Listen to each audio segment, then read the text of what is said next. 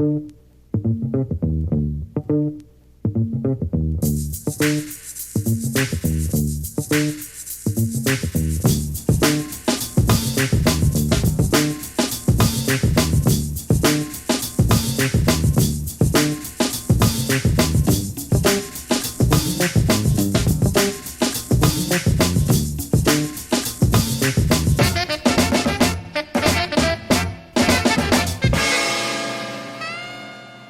literature lovers, and welcome to 21 Conversations, the 2021 Greensboro Bound Literary Festival.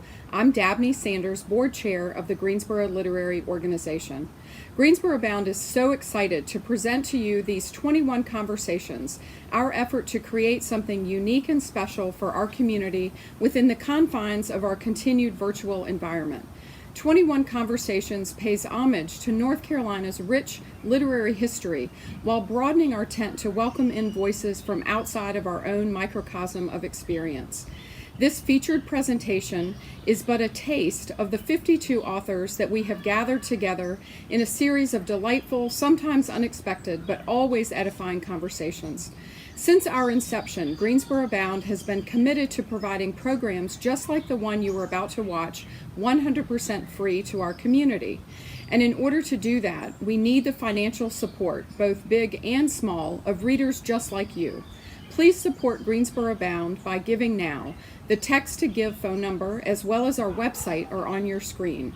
A sustaining gift of just $15 a month, or the cost of a single children's book, will help us remain financially solvent throughout the year. I also want to take a moment to thank our sustaining supporters, without whom Greensboro Bound would not be possible. Our utmost gratitude to the Edward M. Armfield Senior Foundation, the Ruth Lands Memorial Fund, and Arts Greensboro for their continued belief in our vision to bring together readers and writers of all genres, ages, ethnicities, identities, and voices to foster an understanding of writing as a process that allows free expression, deepens critical thought, and helps sustain a culture of inquiry and delight that is open to all. Thank you again for joining us for the 2021 Greensboro Bound Literary Festival. Please enjoy the conversation. Hi, my name is Amy Reed, and I edited this anthology, Our Stories, Our Voices, 21 YA authors get real about injustice, empowerment, and growing up female in America. And it came out about 4 years ago now. So we are here talking about things now and things that have happened since this book has been published. And the subject of this particular panel is Writing is Activism. This book was intended to be an activist book. And in this discussion, I think we're just going to explore what exactly does that mean? What does activist writing mean? And I'm joined by two of the amazing authors that contributed to the anthology, Amber Smith and Eileen Wong Gregorio. And I'll just let them have a couple of minutes to just introduce themselves, and then we will get started with the conversation. Okay, I'll go first. Hi, I'm Amber Smith, and I am the author of the young adult novels The Way I Used to Be, The Last to Let Go, and Something Like Gravity, and also the upcoming middle grade novel called Codename Serendipity. I grew up in Buffalo, New York, and I now live in North Carolina with my wife and our ever-growing family of fur babies. I'm Eileen Wong Gregorio, and I wear a lot of hats. In addition to being a YA author, I'm also a doctor in real life. Technically, I'm a urologist, so you can insert your joke here. I'm also a founding member of We Need Diverse Books, as well as a board member of Interact, which is an advocacy group to support kids who are born intersex. That is neither male nor female, but something in between, biological conditions that make it unclear what their sexuality and gender are. I'm the author of 2 books, None of the Above. Is my debut novel, and it's the story of a 17-year-old girl who finds out right after she's elected homecoming queen that she was born intersex. and it's about what happens when her best friend leaks her secret.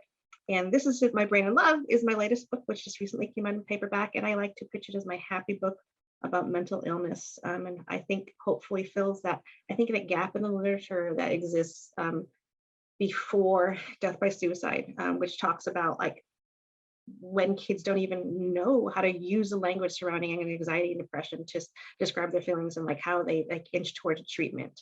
It's also been described as a foodie rom-com. Thank you. Again, I'm Amy Reed. In addition to editing Our Stories, Our Voices, I have published 10 young adult novels over the last many, many years. Most recently, Tell Me My Name, which came out March 9th, and it is the near future gender swapped retelling of The Great Gatsby. It's a psychological thriller, very, very feminist. And I also wrote The Nowhere Girls, which is a story about a group of teenagers who band together to start a feminist uprising at their school and get justice for one of their classmates who was assaulted. So let us start talking about activism in writing. I think the first question, that's sort of, I think, the foundation of, what we're talking about is our voice, right? And so I'm curious what you all think about what does it mean to write in one's own voice? Take it away, anyone who has some thoughts. So I think that what sort of becomes clear through the anthology, and what, gosh, became clear to me as I was writing my piece for it, was that every one of us comes from a hugely different set of experiences, like comes from different points of identity and how we were raised and what socioeconomic status we are. And each of us have different like needs and desires. And so like my voice as a writer, as an author, is sort of informed by all of that. And your voice is what also is like what you want to say, like when you want to talk about and what issues are important to you. And it's funny because when you talk about our writer's voice, you often talk just about the collection of words, the way that they arrange words and sentences, to like the way that their prose flows, like the meter, like how many, semicolons they use and things like that. But like when you're talking about activism and voice, I think that you start talking about using your own experiences to inform the stories you want to tell. Yeah, and just sort of building on what you said, Eileen, I think sort of using your own experiences to inform the stories. And also I think it's, writing in one's own voice is interesting in fiction because we're writing things that we make up. And so for me, a lot of what writing in my own voice means is really being emotionally honest with myself as I'm writing, and making sure that it's that like the emotional world of the book and the characters feel real and feel authentic to me and to my lived experiences, even if, maybe the details and circumstances are fictionalized. I really like what you said about the emotional honesty thing. Even when we're writing fiction and it's not us, even though, of course, I mean, I don't know, as somewhat autobiographical writers, it's kind of always about us a little bit. But yeah, like even when it's not us, having that authenticity and that honesty, and that comes from our own lived experience and our empathy and our experience of being in this world. I also think about voice in this context as being like, you both touched on this a bit, like just what are we bringing to our writing, and that, it's our history and it's what we care about. Like the stories we choose to tell them because we care about those stories. Somebody else won't write those stories because that isn't their thing. It isn't that story that, keeps haunting them, that they need to explore for their own kind of personal reasons usually.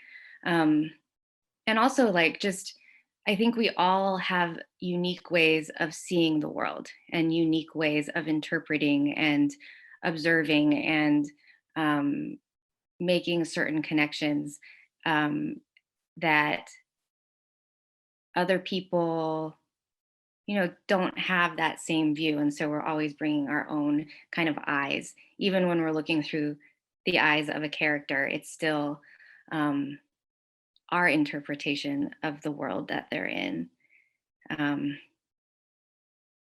Yeah. And so that kind of brings up this question of like, so like when we're talking about our voice and we're talking about like coming to our writing from usually a pretty personal place, how does that extend to then making the personal political?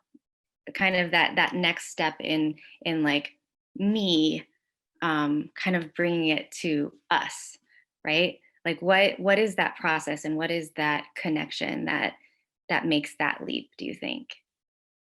I think that what happens is that so many of us experience a singular personal event, and we stress about the fact that we feel so alone and that this is something that only happens to us.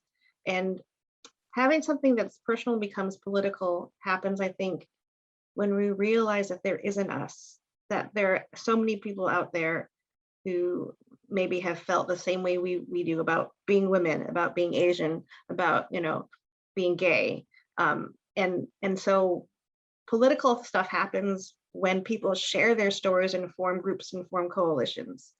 And to me, that is sort of like something that I only realized in medical school, probably like when I was 20 or 30 years old, like because I didn't really understand what politics is, but what politics is like understanding that people, when they come into groups, when they form,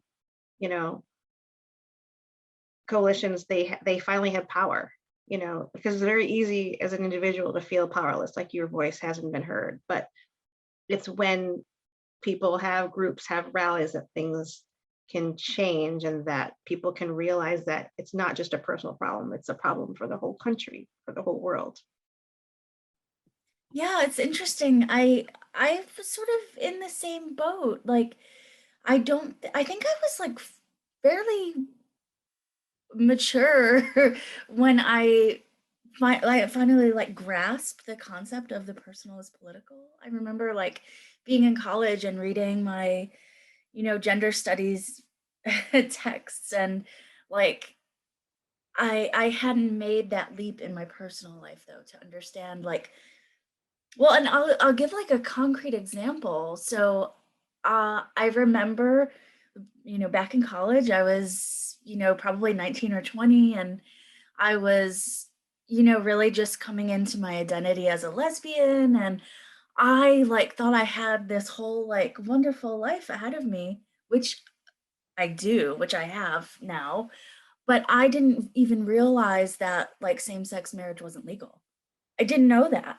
And I remember when my girlfriend at the time, when we were looking into marriage and, what would it be like to like adopt kids? And as we started actually doing research about it, and we were just like hit with this wall that said like, no, this is not legal. What you want to do with your personal life is something that is policed by some other entity. And I think that's finally when I made that connection, like, oh my gosh, yeah, the personal really is political. And I think, like you said, Eileen, you said it perfectly. It's like, it's not just about the you, it's about a larger us, and realizing that I was actually part of this larger community and we had shared experiences and shared goals and dreams. I think for me, it took a while for me to feel that community part. I think I was writing for a long time without feeling like I was a part of something bigger. I think I knew theoretically, but I hadn't yet like made those actual connections like deeply in my lived experience. So I think before I even got to that point of like, you know, the personal is political because I'm a part of something bigger than myself.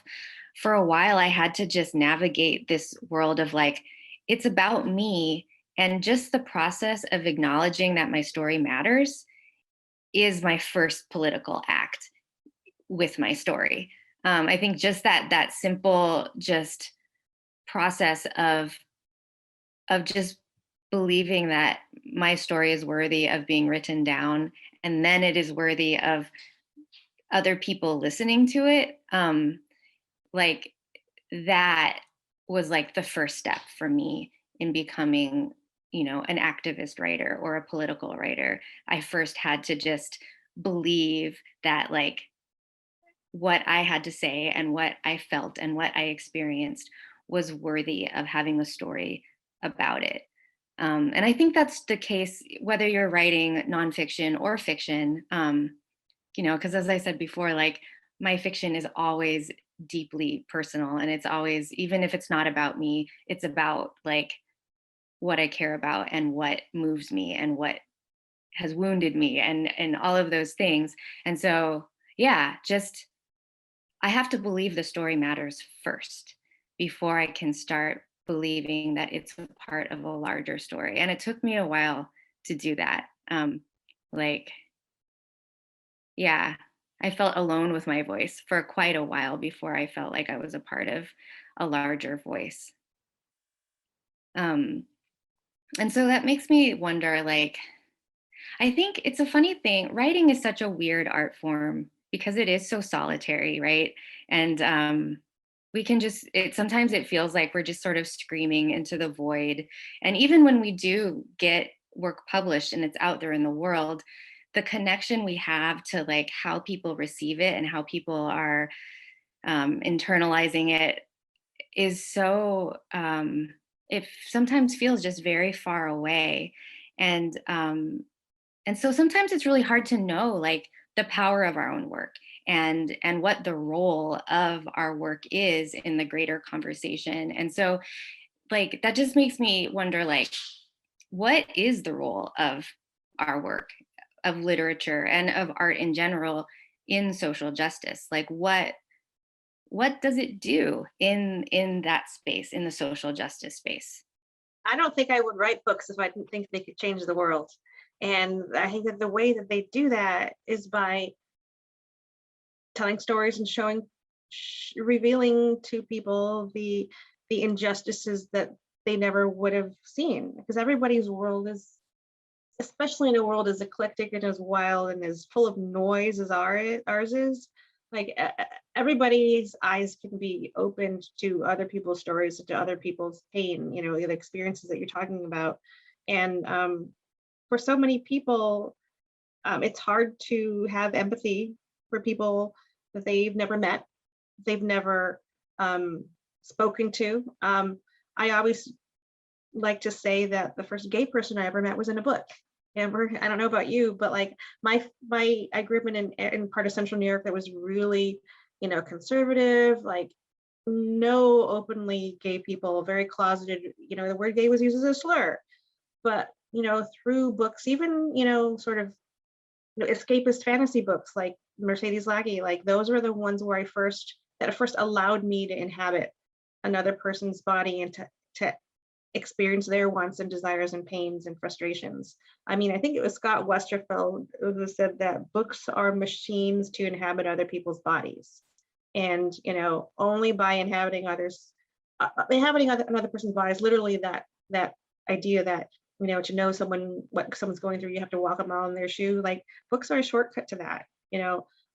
Books immerse people and get into under people's skin. Art, a lot of art does, like movies, the way that so many other things in it, and a lot other, it does it in such an effective way, and it just allows people to move beyond their little bubbles. And I mean, it certainly changed my life and introduced me to a lot of things that I never would have experienced.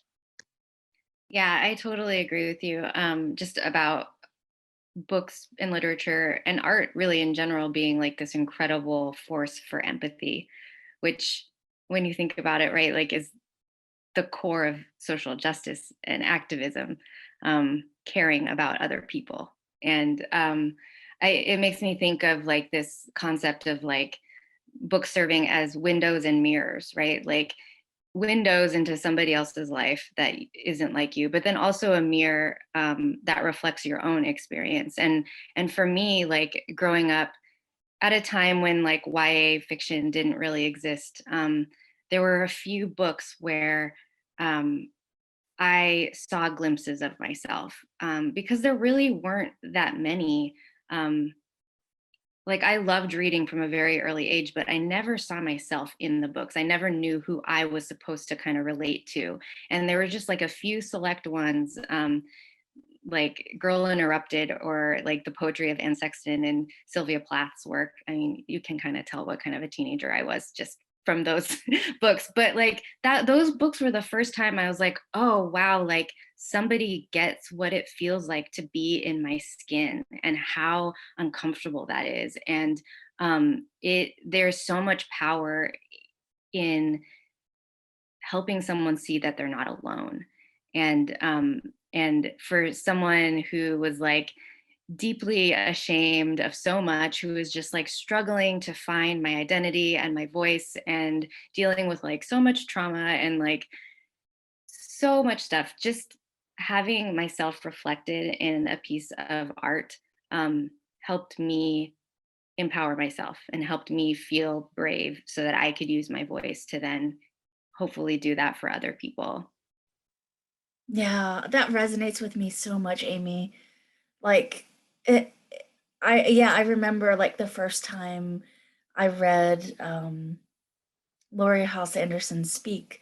I was actually a senior in high school when that book came out, and like that really was the first time I felt like I was reading a book that was about me or was like giving me the voice I didn't feel like I had in my life. And um but and I think also I approach writing in the same way. Like I'm able to have kind of an unfiltered, uncomplicated empathy and compassion for my characters in a way that I kind of can't fully give myself. I don't know if that makes much sense, but what you just said reminded me of that. Like, I feel that as a reader and as a writer.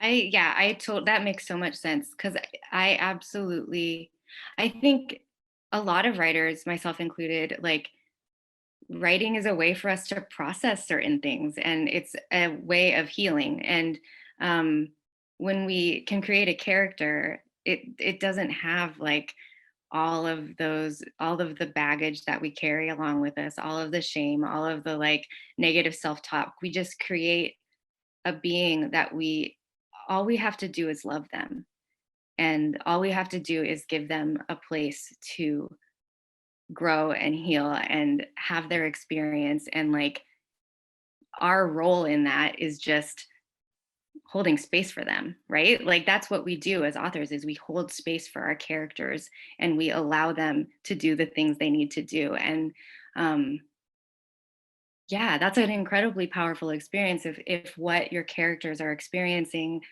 is kind of similar to the stuff that you are experiencing. You just get to like kind of vicariously, it's like this kind of roundabout way of like loving yourself, right? You just create a proxy if it's too hard to just do it directly for yourself. And then you get to feel it. Yeah, absolutely. Yeah.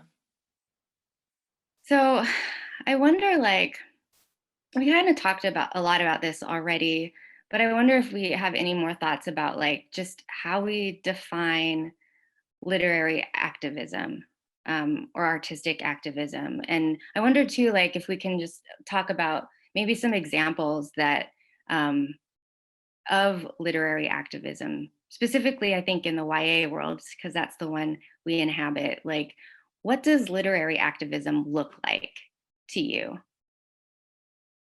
I think that it's interesting for me because I wasn't an activist when I wrote my book, but I became one after I wrote it.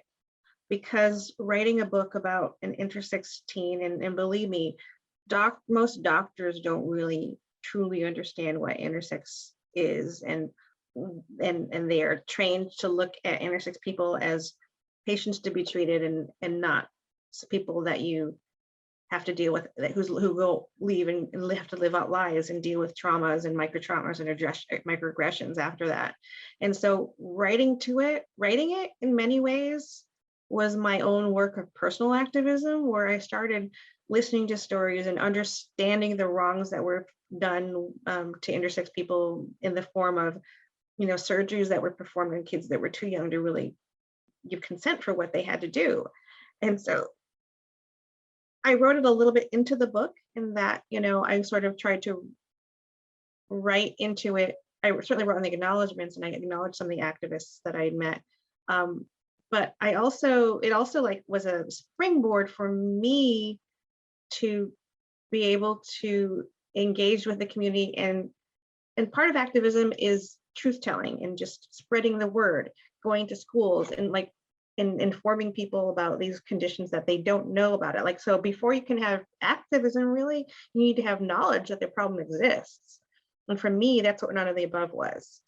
But on the other hand, there are books about other things that are a bit more top mind. For the obvious example that springs to mind is Angie Thomas's The Hate You Give, where the main character is actively activist, where you watch that main character get the strength to be able to go out and use a megaphone. And so that's an incredible form of activism. I think of Jason Reynolds and Brendan Kiley's All American Boys, which is an activist work also about Black Lives Matter, because it does the incredibly important work of bringing two people on potentially opposite sides of the conflict, and showing people that that can be, that you can hold both those truths in one hand. And also that talks about vigils and just making the story go on past what's on the page.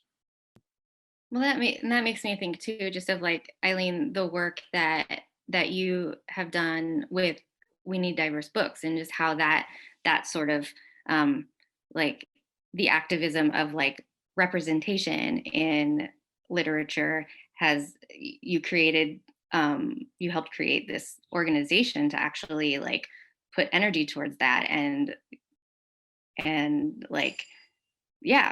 promote books that are doing this really important work.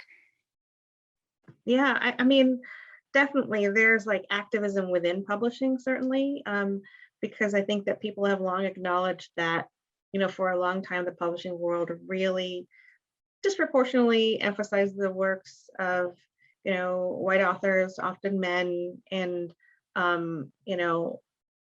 other books were relegated to being issue books, or to having a limited readership. But I think that what's so great about what We Need Diverse Books has done is really shown people on many levels that these other people are hungering for these other stories, and that is definitely a form of activism too. And I'm really excited to see how different our bookshelf, my kids' bookshelves, are going to look than my books here. How different my bookshelves are going to look my kids' bookshelves are going to look compared to the ones I had growing up.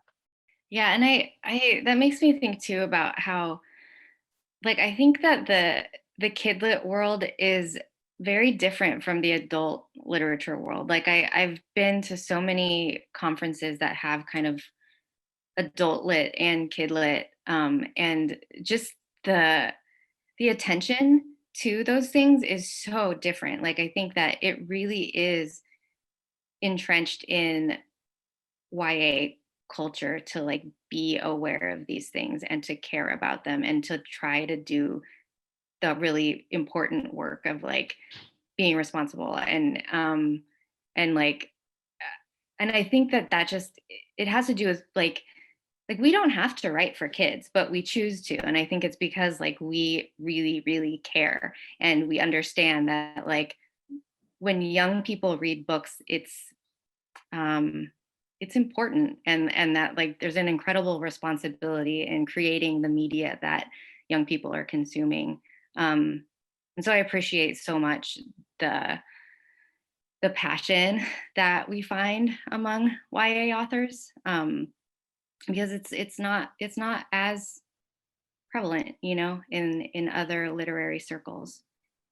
Yeah, and I think, another thing that makes, young adult and middle grade kid lit in general stand apart is also there's always this element of hope, or the element of, a book, you turn the last page of a book, but that's not the end. Like, I feel like so much of young adult in particular is sort of like the end of the book is just like the starting point for readers. Like, I feel like so many books are almost like calls to action, whether it's um, you know, a book like The Hate You Give, where you, or like All American Boys, where you do see like the more traditional like activism, or if it is a story that is more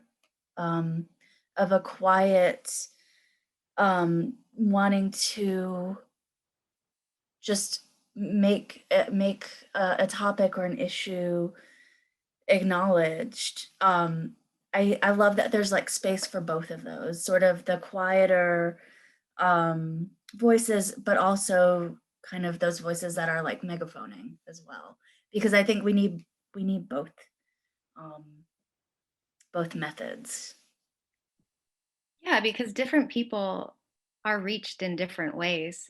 Um, like, you know, readers are so diverse in just how they can process information and how they, um, yeah, like different people hear different things, and it's so great that there are so many different kinds of writers who are writing different kinds of stories in different ways, because there's something for everyone.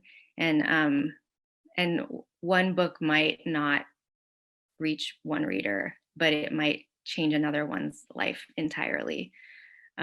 Which is a really good reminder as a writer that like our books aren't going to be everybody's favorite, but they might be the most important book for like a few readers, and that is amazing. And it's such like an incredible honor and privilege to like hold that place in somebody's life.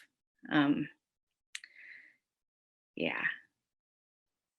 So I'm just curious too, like we talked a little bit about this, but I'm curious like how you feel like your work is activist, and how that has kind of evolved over time, maybe, and how like who you are as an activist through your writing. I think that when I've always often been asked like, so what's your brand as an author? And like, I just feel like I only have written 2 books, so it's not like I really have a brand per se. It's like more like 2 dots rather than a trend. 2 dots don't make a trend. And so what I would say is that the thing that connects both of my books is that they're both books that I hope will spark conversations. And like identification is one thing, engaging with that thing, with that topic and talking about that is another thing. And it's a thing that leads to activism, that leads to communication and change. And so for This Is My Brain and Love, my main goal, what I just wanted to do was to open the dialogue surrounding mental illness, including anxiety and depression, for people of color, because that's a hugely taboo subject in so many immigrant communities. Depression is considered an American illness. Like people back in the old country didn't have anxiety and depression. They were just struggling to survive and to find food, and I think that there's also a really big sense that, mental illness is a weakness, and that it's something that you need to hide, and that it's something to be ashamed of. And again, part of activism is speaking up. And if for nothing else, I wanted to be an activist for my child, so that they could grow up in a household where this is stuff that's discussed freely. Yeah, that really resonates with me a lot. I I think my first several books, as I kind of mentioned before, I was so focused on the self and like the internal experience. And like you said something about like, what's my brand as an author? I'm sort of joking, but not joking. Like my brand is like trauma and addiction. And that's my story. And that was the story I really wanted to tell. And I told it, you know, in a few ways over the process of a few books, and it was really just about characters having like their experience and trying in whatever way they could to find their way to healing, and they were very, very personal. And then you mentioned your daughter, Eileen.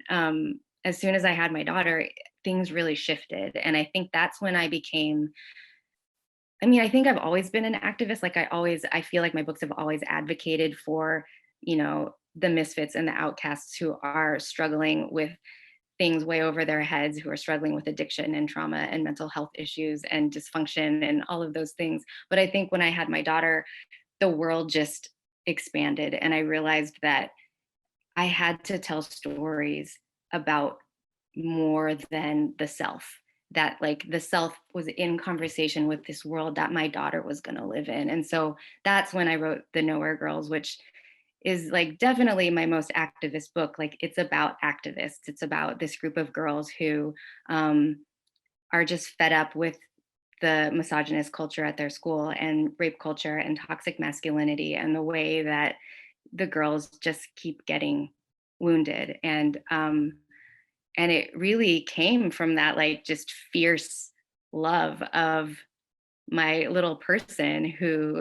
was going to be in this world that is so broken in so many ways. And I felt like this responsibility to do whatever little part I could with my little platform to like create the change that I could, and hopefully inspire readers to take more of an active role in changing the cultures around them, and show them that it is possible, and show them that like solidarity with each other is the way that we get through all of these things. Um,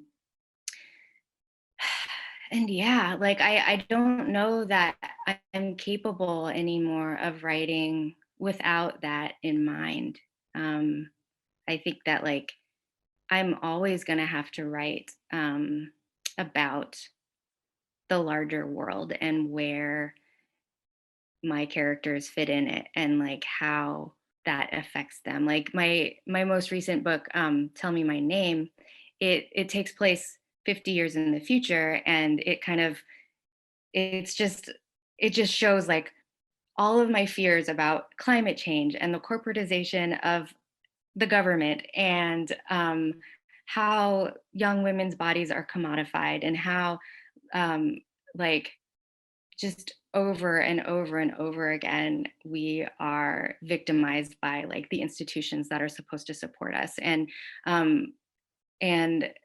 like I can't not write about the things that affect me and the things that scare me. And I know that like they affect and scare other people too. And I think that like part of like being an activist writer is like being part of that conversation, and contributing to that conversation in some way where we're like telling the truth, and also hopefully paving a path towards some sort of understanding and solution. Yeah, I really resonate with what both of you have said.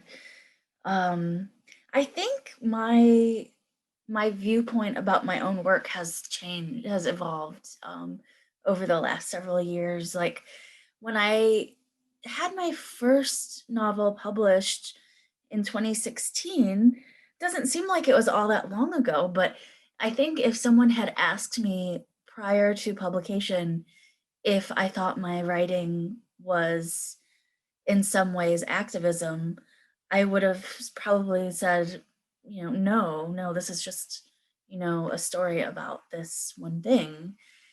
And I don't think it was until I started hearing from readers after the book was out that I realized the potential that this, one story had, that it was,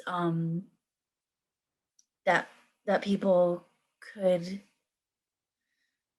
I don't know the way to put it, that the book had potential outside of the potential that I could imbue it with. And I think, as I've written my subsequent books, I've really kept that in mind.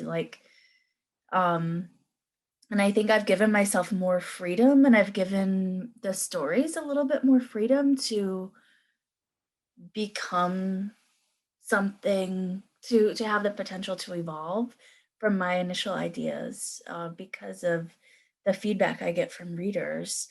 And like you were saying earlier, maybe your book doesn't reach everybody in the same way, but for that one person, it's going to be life altering. And to, I think, recognize that I don't have control over, nor do I want control over, the way in which it will be received by a reader, has been really liberating in some ways. And I think it's let me really,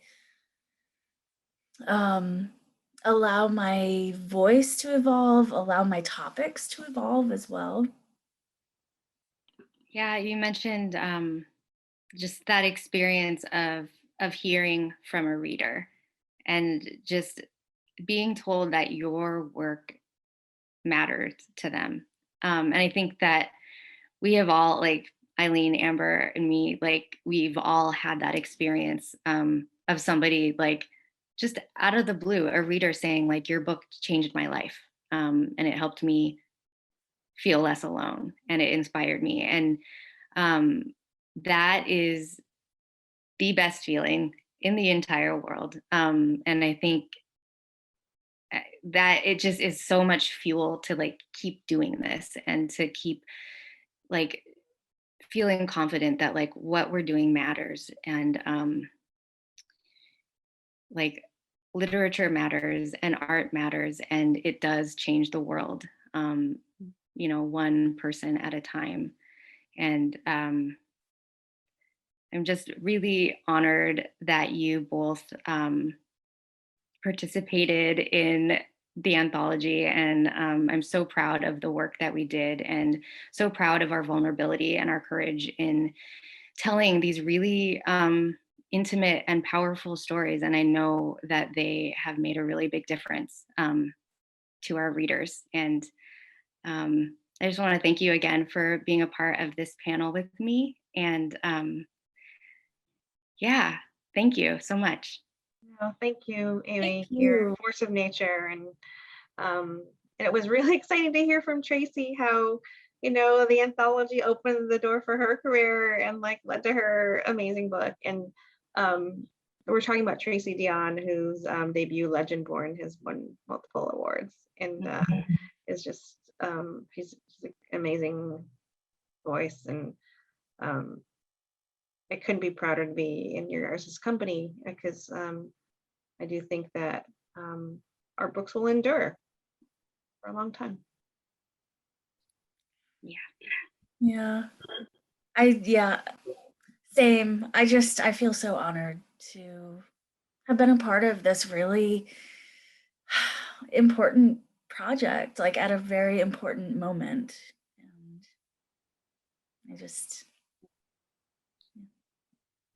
I think like not only did it like hopefully change some of our readers in good ways, I think that like changed a lot of us. I think the process of writing the essays for the anthology was really transformative for a lot of the authors. I know it was for me. And to do it with such an incredible crew of people was really powerful. And I'm not gonna cry, but I love you. And I think that's a good place to end Yes. our conversation so I don't just break down. Yes, I love you all. I love you all too. Same, and I can't wait till we can gather in person again and have these discussions over food and potentially alcohol. But to continue the activism, because activism is just so much more fun when there are groups that you can really all roll in the same direction with. It's really great. Yeah, I think that just makes me think of like, there's this idea of activism that it's always painful and it's always like